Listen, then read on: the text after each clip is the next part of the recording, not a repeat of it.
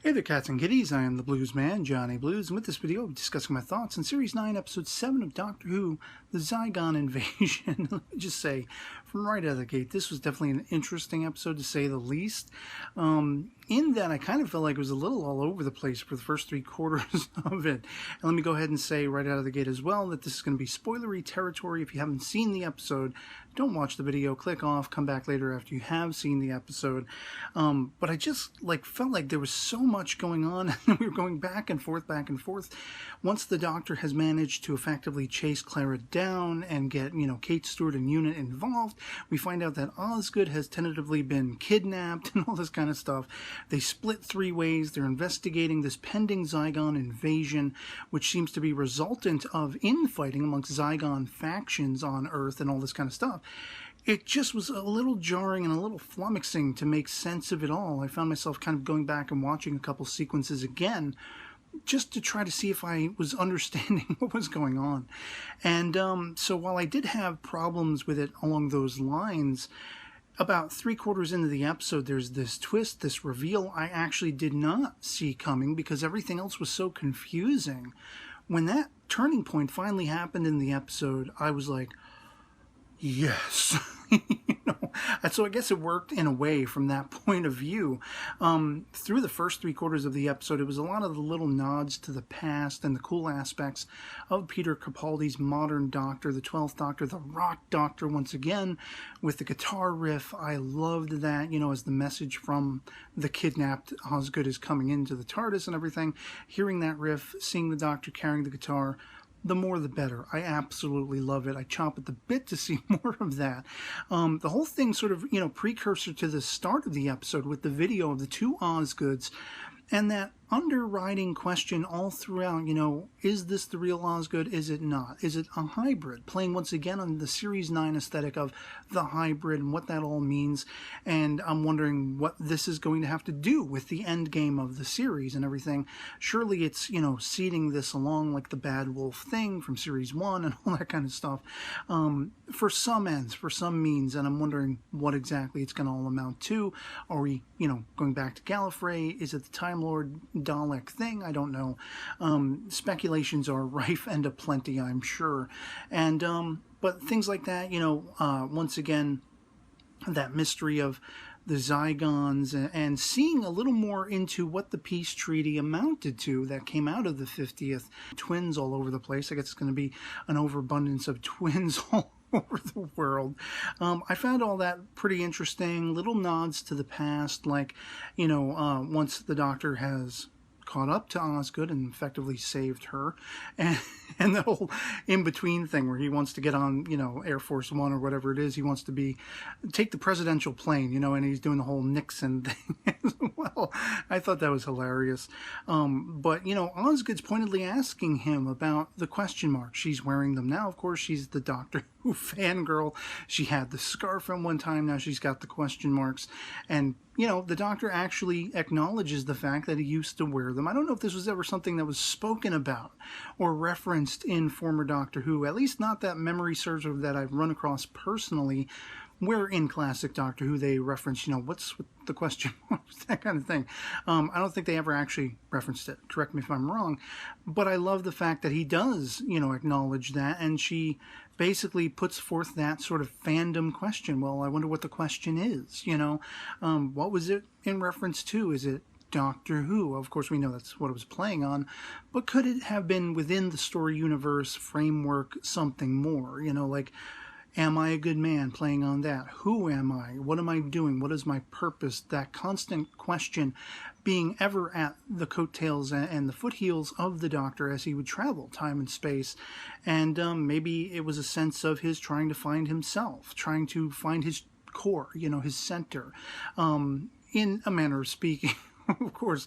And for those who remember the entire series, I think it was series 6 or 7, one of those two, where it was, rife with speculation all across Whovian fandom, and I took part in it as well, about the Omega thing. Well, of course, when they go to this one sort of stronghold of Zygons, and again, it wasn't really making logical sense to me. These soldiers going in, they knew that the Zygons could read their minds and take of sort of the personages of people that were close to them and manipulate them that way. And we find out that the Zygon sort of chemistry is a little bit different than it used to be. They would have to leave a host alive, but now once they've gotten whatever information they need out of them, they can still, sort of inhabit that guise and everything. Again, with that underwriting question, is this Osgood genuine? Is she a hybrid? Was she the Zygon and all this stuff?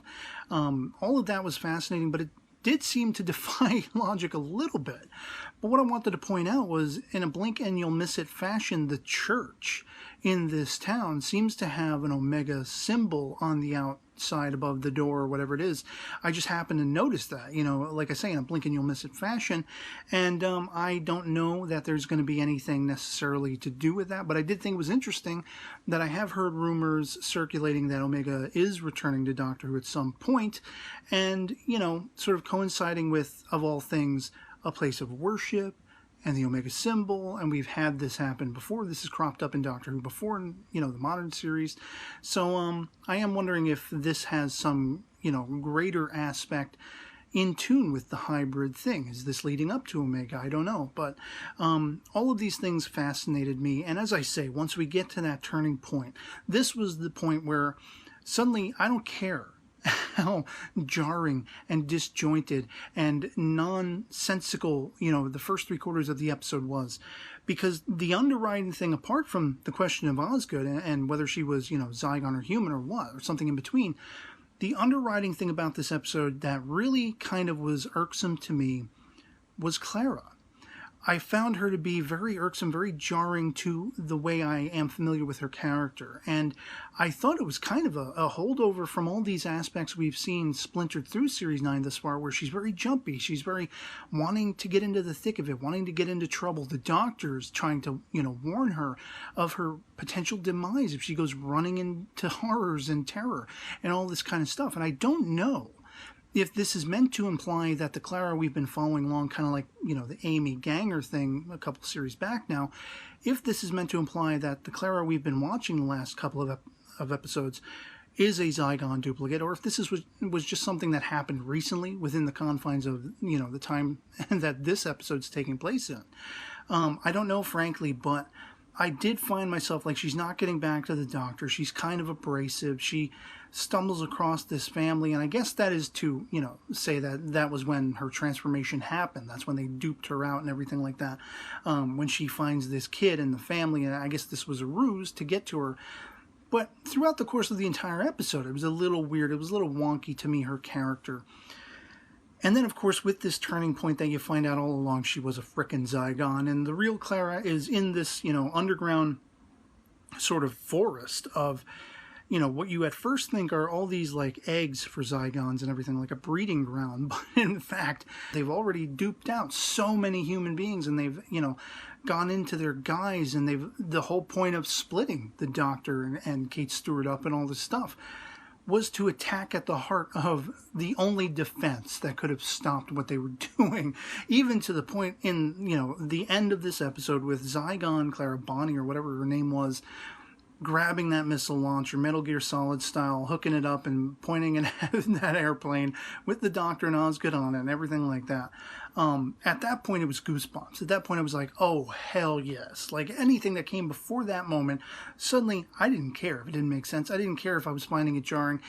Suddenly, it was like, if you look at a broom, if you hold a broom up, all those strands at the end where, the fronds that you sweep the floor with, you tie into one, solid broomstick.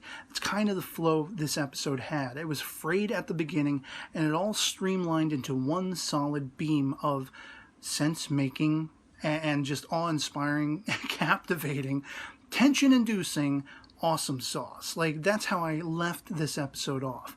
Suddenly, everything that was, I was finding problems with and just not really sure what the hell was going on, suddenly it all made sense because this was all the Zygon's plot. And, but then again, it also is a carryover for people who had kind of a problem with the Zygon's appearance in the 50th anniversary and saying they couldn't really be taken seriously as villains. Their plans maybe were half-cocked, weren't entirely well thought out.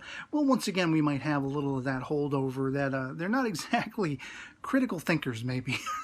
They haven't looked at every possible alternative to whatever plan they want to set in motion. But that's what I was left with by the end of this episode. It very much was, I just couldn't get into the vibe of it. I couldn't make sense of it right off the bat. I loved all these little things here and there, as I say. But until you got to that turning point, it was like, what's going on? WTF? And then once that turning point hits, suddenly it was like, yes, okay, I'm with you now.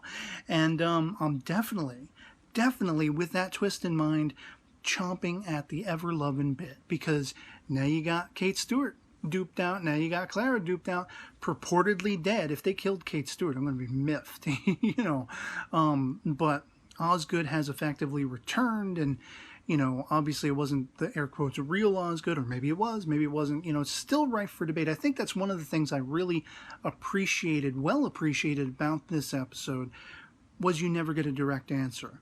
It's left to you, the viewer, to decide, is the Doctor right? Is she actually the original human Osgood? Is she a hybrid? Is she the Zygon?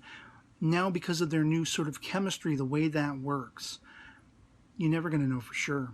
It doesn't even matter. It's kind of out the window. And I love that. I love that we can have Osgood, but we can never be fully sure, is she the one that we first were introduced to? She is, but she isn't. Effectively, the Schrodinger's cat of Doctor Who characters, side characters, whatever you want to call her. Definitely love that aspect of it. So I'd love to hear from you guys in the comments below what you thought of the Zygon invasion, if you've seen it, if you enjoyed it as much as I did after it finally got to that turning point, if you had the same kind of issues I had with it through that 3/4 mark, or that turning point mark, and if you as well loved all the little references and Rock and Roll Doctor once again, Capaldi rocking out with that guitar. I could just, you could have a whole episode where he's just jamming. And he doesn't even speak one word of dialogue. And I would find it the most captivating 45 minutes of TV. So anyway, let me know what you thought of this episode. Let me know if you're anticipating, as excitedly as I was left by the end of this episode, the concluding chapter of this particular story. Can't wait to see where it goes. Can't wait to see how the Doctor's going to get himself out of this one, with a missile bearing down on him and everything like that. Yeah, so otherwise that'll be pretty much it for me on this. Hope this video finds you well, and I'll catch you all later. Peace.